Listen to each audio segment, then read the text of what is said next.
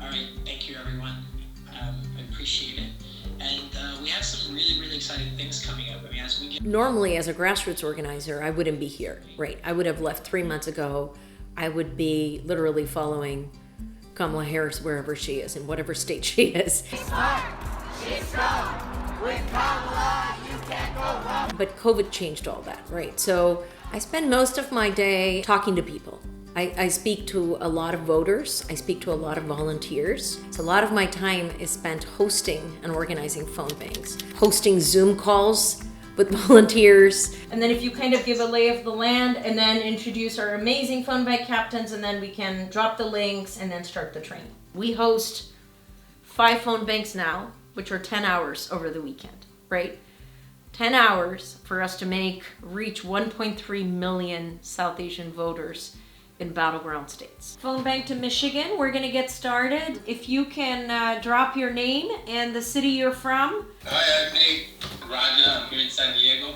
Especially in a pandemic, relational organizing is key to winning this election. So they created this app called Team Joe. What it does is it automatically connects to your contacts in your phone. You're literally just sending messages to people that you know really well. So this text says, hey, I thought you might like this video that the Biden campaign released. And so then she'll respond with something like, wow, that's powerful.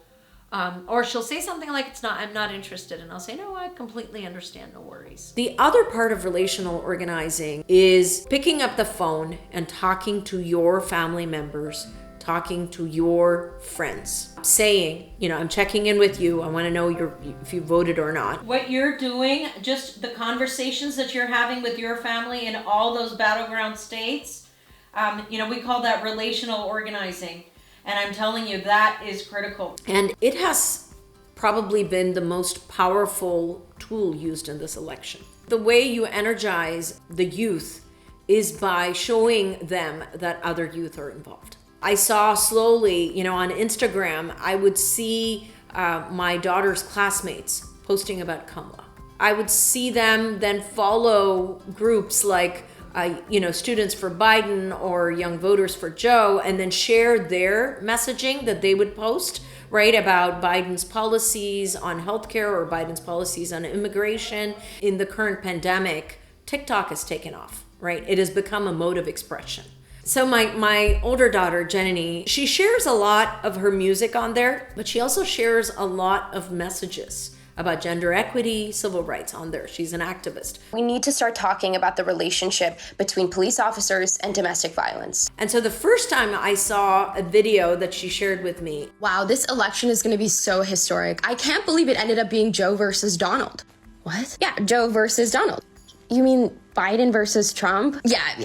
But yeah, you saw that Biden picked Harris to be his VP. You mean Kamala? Oh, yeah. And then it ended up getting like 300,000 views. That is powerful. And they've also been bringing in surrogates to these phone banks that resonate with them. For South Asians for Biden, we had a phone bank with Nick Dodani. Hi, Nick. Thank you so much for joining us. Thanks for having me. Who is in that series Atypical, right? He resonates with a lot of South Asian youth. It's so critical that we come together as a community and do everything in our power to make a difference in this election. I mean, we can send an auntie to the White House. I mean, representation matters. Voting is at the very heart of who we are as a society. Second, maybe only to like weird fried foods. So, when it comes to representation, power, and the soul of this country, South Asians have a responsibility to help turn the tide. I mean, we can be the margin of victory. And if we can be, we must be. By bringing in younger activists and younger celebrities and trailblazers, then the youth get involved, right? Because then it becomes exciting. It is a statement of our time that the most powerful movements are being led by the youth because they're realizing that their voices are powerful and that when they engage as activists, people are stopping and listening. In every young person is the power to organize. Every young person has the power to lead. Every young person has the power to inspire.